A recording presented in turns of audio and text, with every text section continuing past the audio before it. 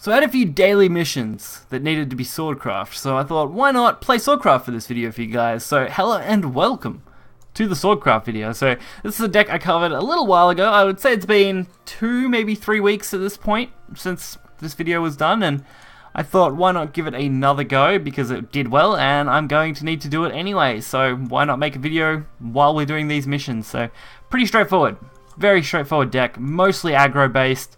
Does have quite a few legendaries in it, as Sword has started to really develop that way. Sky Fortress, not 100% necessity. Honorable Knight, not 100% necessity, but quite nice options to have available too. The main thing is Ironwrought Fortress makes really good boards, as you'll see in at least one of the games we're going to show off. And of course, things like Albert just do a wonderful job at picking up kills where you need them. So we're going to get right into this and check it out. So kicking us off with our first game is against Forest. Typically this is a pretty easy matchup to win playing Sword. Since we are playing Unlimited though, Roach can be a huge issue. You really don't want to let your games run too long, you really want to try and keep them as tight as you can, but sometimes that just isn't an option against Forest. Forest can be pretty detrimental when you're playing against it. It's a kind of make it or break it scenario. But of course, we start off with not the worst possible hand in the world. I mean, a 1-3 on 2 will do a good job against Forest, as it'll pretty much block out any kind of one-drop follower they could have. Drawing out Seraphic Blade is also pretty decent. I'll definitely accept that, and I'll play Mars in its place, because you've already wasted 1 set of removal. Why not try to get you to waste 2? Or in this case, most likely going to be 3. So we get a chance to play Magical Marksman. We're going to get that nice little Mars boost now. And I'll just use the Fatal Spell Bomb on the weaker fairy. Not kind of worth it, but at the time, definitely kind of a worthwhile situation. Sylvian Justice though, coming again with another fairy. This time 2 of them. At least we are going to pick up the kill on that fairy thanks to the Mars effect. Combating against that is definitely decent. The more we can take out, the less they're going to be able to use for something like Roach.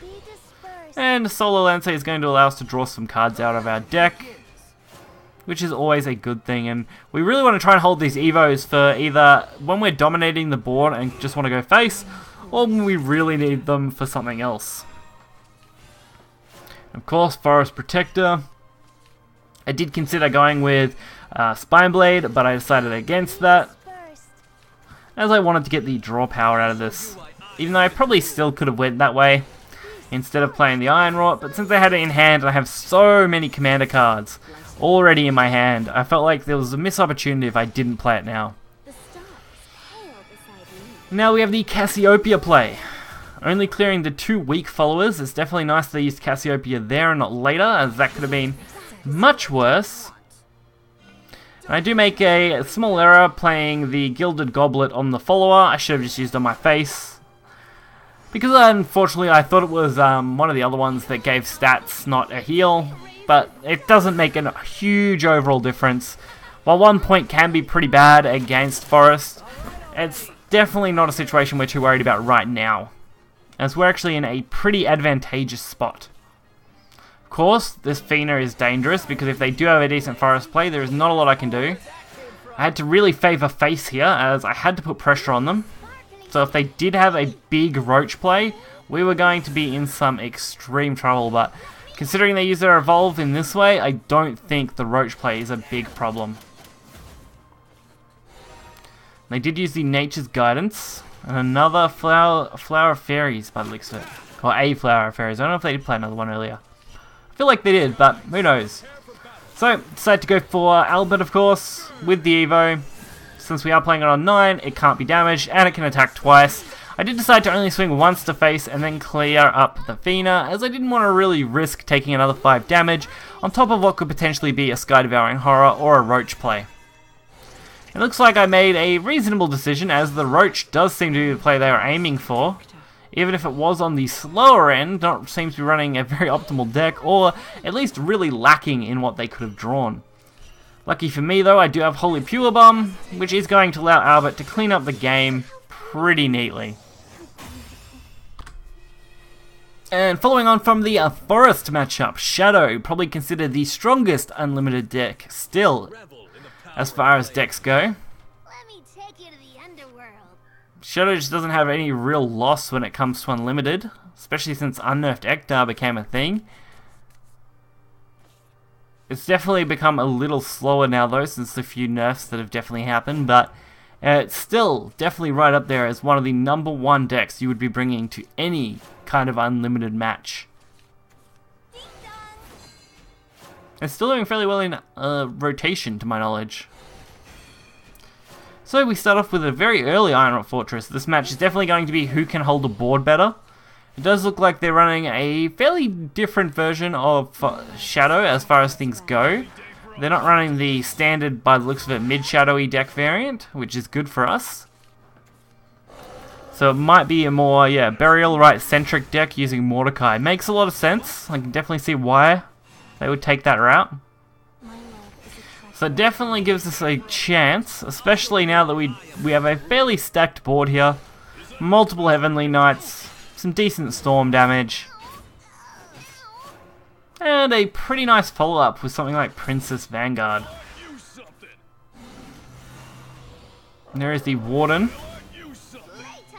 He did luckily hit the 1-2, better than hitting any of the 2-2s, but still not great. Now we really need a way to set this up, and it looks like Mars is going to be the way to play. So he's going to get a pretty nice little boost here. Enough to allow Perseus to pretty comfortably take this out. And still leave it with a decent attack. Although it is going to pretty much die to anything that attacks into it, so that's a little bit of a disadvantage, but it's not too much of a worry, as we're still stacking a very, very good board. And considering we just got the Celia, we are going to be able to completely reset our board and go face for a absolute massive amount of damage. I did favour not using the Evo in case they did go for a ward play, in which case I would probably need the Evo. Which I'm kind of glad I did, because Underworld Watchman is definitely not what I wanted to come up against. So I needed to come up with a way to kind of deal with this, and this seemed to be the best way to do it. It was going to allow me to only heal them up by 1 health and allow me to have lethal available. Since a Princess Juliet and a Princess Vanguard giving a little bit of a buff here to our active follower is going to finish this game off. Which is great. Couldn't ask for a better outcome. So I hope you guys did enjoy this video. It's a lot of fun to play these type of decks, mainly just because they're usually fast, easy, and do pretty well overall. Of course, I don't usually climb with this kind of deck in particular. In Unlimited, I usually climb with Blood, which you will see. I believe that's going to be our next video, is our Unlimited Bloodcraft, because that's usually what I find the easiest to climb with. If you are trying to make that last stretch, it might be a good one to check out. So if you want to, check out the channel tomorrow. We'll have that video for you. If not, you can find this deck list in the description below. You can hit like button and subscribe for more content. Until next time, see ya.